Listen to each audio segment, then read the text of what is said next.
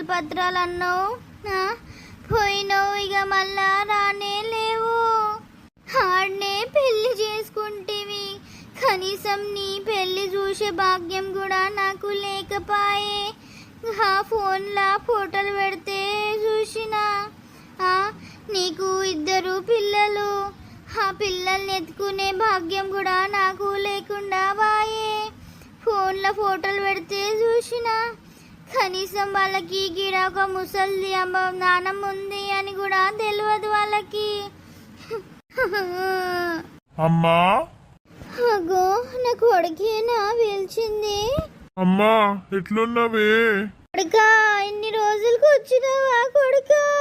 అమ్మా ఏడవకే, ఎందుకు ఏడుస్తున్నావు? ఇక నేను వచ్చినా కదా, ఏడవకు. అయ్యో కొడుకా ఎన్ని ఏండ్లైందిరా నిన్ను చూడక. ఇన్నేళ్ళకి వచ్చినవారా నీ ముసలి తల్లి దగ్గరికి? అమ్మా నేను అక్కడ ఉన్నా గాని నేను ఎప్పుడు నిన్ను గుర్తు చేసుకుంటూనే ఉంటానే. నేను నీకు పనుల పడి ఫోన్ చేయకపోయినా నాకు ఎప్పుడు నువ్వు గుర్తుకొస్తావు. ఇంతమంది ఉన్నా నాకు ఎవ్వరు నీ అంత ప్రేమని ఇయ్యలేరమ్మా. నేను ఎట్లున్నా, తింటున్నా, వాడు ఎట్లున్నా అదే అడుగుతావు నువ్వు ఎప్పుడు ఫోన్ చేసినా. కానీ నీ అంతా నన్ను మంచిగా నన్ను ఎవరు చూసుకుంటలేరు అక్కడ. అయ్యో అవునా కొడుకా? ఇక నువ్వు అస్సలు దంది పెట్టుకోకు. నేను ఇక ఇక్కడనే వచ్చేసిన, ఇక నీతోనే ఉంటా ఎప్పటికీ. నిజమా నాయనా?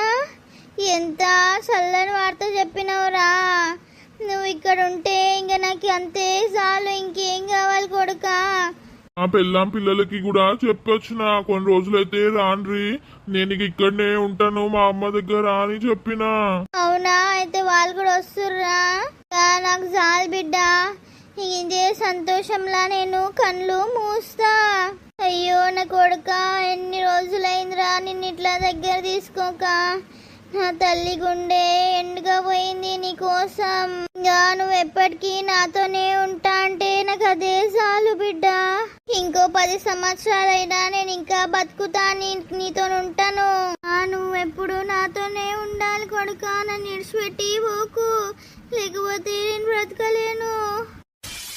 కొడుకా కొడుకా ఏవురా, ఎక్కడున్నావురా? నాని ఎక్కడున్నావు నాన్న? అయ్యో ఇదంతా నా కలనా? నా కొడుకు నిజంగా రాలేడా?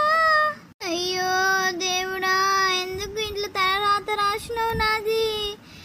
నన్ను తీసుకున్నావు తొందరగా. వాడు ఇక వచ్చేటట్టు లేడు, ఇక నేను వాడిని చూడకుండానే పోయేటట్టు ఉన్నా.